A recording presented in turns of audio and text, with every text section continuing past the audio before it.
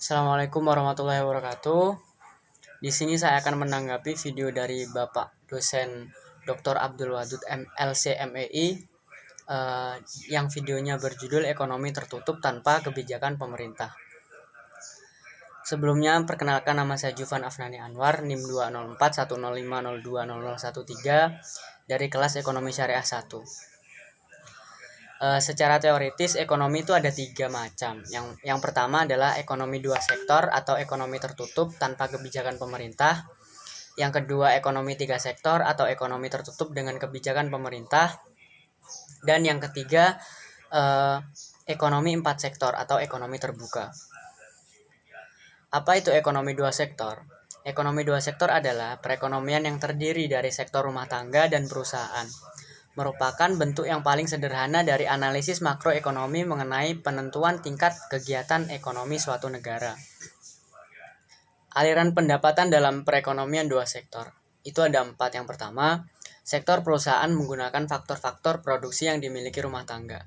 Yang kedua, sebagian besar pendapatan yang diterima rumah tangga akan digunakan untuk konsumsi, yaitu membeli barang dan jasa yang dihasilkan oleh sektor perusahaan. Yang ketiga, sisa pendapatan rumah tangga yang tidak digunakan untuk konsumsi akan ditabung dalam institusi-institusi keuangan. Yang keempat, pengusaha yang ingin melakukan investasi akan meminjam tabungan rumah tangga yang dikumpulkan oleh institusi-institusi keuangan. Pendapatan rumah tangga adalah faktor terpenting untuk menentukan tingkat pengeluaran. Keterangannya itu ada 3. Yang pertama, pada pendapatan yang rendah, rumah tangga mengambil tabungan. Ini berarti rumah tangga harus menggunakan harta atau tabungan masa lalu untuk membiayai konsumsi.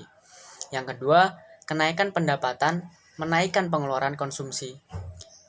Sisa pertambahan pendapatan tabungan. Yang ketiga, pada pendapatan yang tinggi, rumah tangga menabung. Selanjutnya adalah fungsi tabungan. Fungsi tabungan yaitu fungsi yang menunjukkan sifat antara tingkat tabungan RT dalam perekonomian dengan pendapatan nasional atau pendapatan disposable. Fungsi tabungan rumusnya adalah S sama dengan min A plus buka kurung 1 min B tutup kurung Y. Dan S sama dengan min A plus buka kurung 1 min B tutup kurung YD. Investasi dan fungsi investasi. Investasi sering dikenal dengan penanaman modal. Investasi merupakan komponen kedua yang menentukan pengeluaran agregat. Investasi merupakan pengeluaran atau perbelanjaan penanaman modal atau perusahaan untuk membeli barang-barang modal yang perlengkapan produksi untuk menambah kemampuan memproduksi barang dan jasa yang tersedia dalam perekonomian. Investasi meliputi pengeluaran untuk 1. Pembelian barang modal, yaitu mesin-mesin dan peralatan produksi lain untuk mendirikan berbagai jenis industri dari perusahaan. Yang kedua, pengganti barang-barang modal yang telah didepresikan. Yang ketiga, pengeluaran untuk bangunan kantor, pabrik, dan lain-lain. Dan yang terakhir, yang keempat itu pertambahan nilai stok barang-barang yang belum terjual.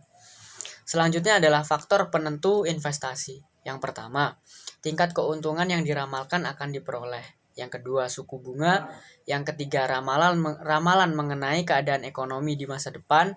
Yang keempat, kemajuan teknologi. Yang kelima, tingkat pendapatan nasional dan perubahan. Dan yang terakhir, yang keenam adalah keuntungan yang diperoleh perusahaan-perusahaan. Fungsi investasi merupakan fungsi yang menunjukkan hubungan antara tingkat investasi dan tingkat pendapatan nasional. Mungkin itu saja yang bisa saya sampaikan dari video dosen Bapak Dr. Abdul Wadud Nafis LCMEI. Wabillahi taufiq wal hidayah. Wassalamualaikum warahmatullahi wabarakatuh.